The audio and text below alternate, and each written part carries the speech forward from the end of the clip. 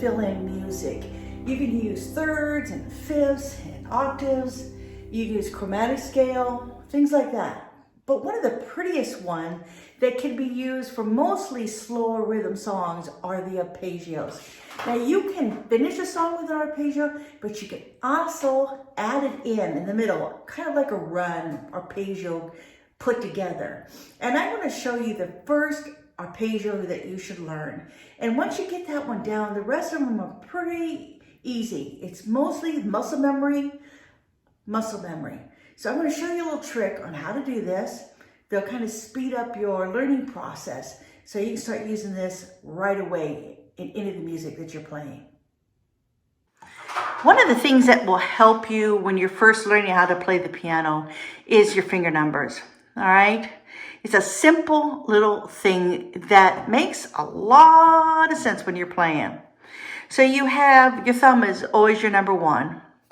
These 2, 3, 4, 5, all right? 1, 2, 3, 4, 5. All right, this is always 5, this is always 3, this is always 2, this is always 4, this is always 1. It's one of the things I teach the kids when they first start. I will ask them what their finger numbers is. Now, after they begin to learn a little bit more, you don't need those finger numbers, and we want to concentrate on learning notes. But in the beginning, the finger numbers are really essential, and then they come back to being really essential later on. And let me show you how and why. We have a C chord, all right? A C chord.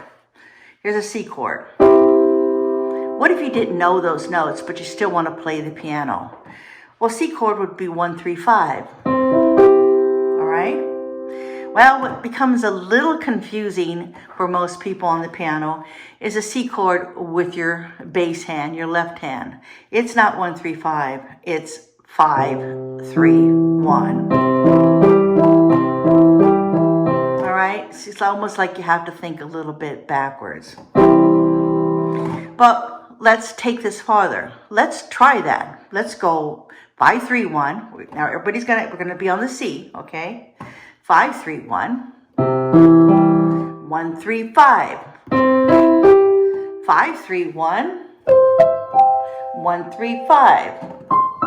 I know I'm off camera at this point, but you've got the idea. All right? But it's kind of nice, right? 5, 3, 1, 1, 3, 5, 5, 3, 1, 1, 3, 5, 5, 3, 1, 1, 3, 5. Let's pick a major.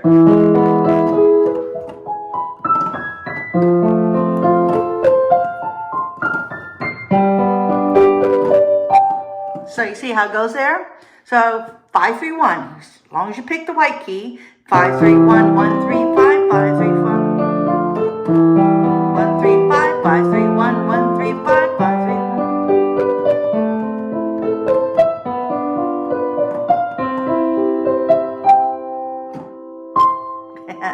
All right? Okay, so let's take that arpeggio. And if you notice that when you first start, you might have a lot of real hard, crinkled up raptor fingers going there. And that's because you haven't developed the muscles on your hands yet. So you can go ahead and press down gently, and you won't get so much of this thing, you know. You don't want these fingers out at all. They need to be tucked in. It's a really difficult thing to do when you're an adult, when you're first starting, but you practice. Your pinky will also start to collapse. It's a very common thing where you'll start playing it like this. But do your best. If you need to use it as a suggestion, your fingernails, if they kind of go to the top of your fingernails, you can kind of overcompensate by clicking your fingernails down, and after a while your hands will relax. Also, I've got long sleeves on here, but your wrist position here, you want to make sure that this is straight. You don't want to go down at all. It will cause you pain later. You want to keep your wrists up like this. You see this little C I've naturally made here. All right, you want that. Now, when you press down, it takes a little control. So don't get frustrated, because it's just muscle memory and also muscles that you're developing here. So with that, as I'm playing an arpeggio,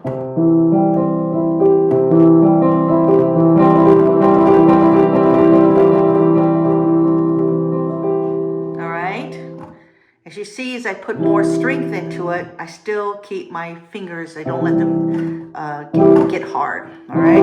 So let's, now what are we gonna do? We got this arpeggio we're working on, right? C arpeggio. Now what are we gonna do with this? Well, let's say we're playing at the end of the song. Well, because of copyright issues, I can't play a song for you, but I can make one up.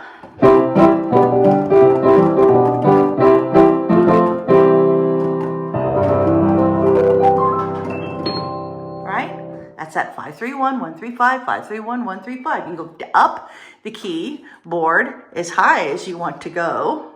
All right. And then do your 135. All right. If you're playing a little jazzy song,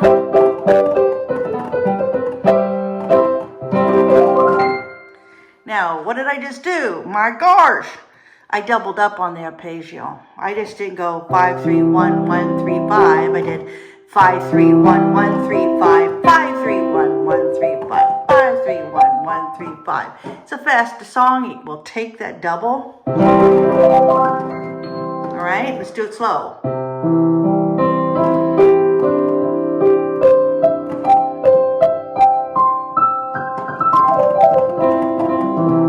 You can do a lot with these little arpeggios.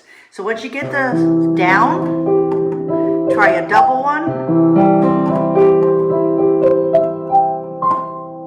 Okay?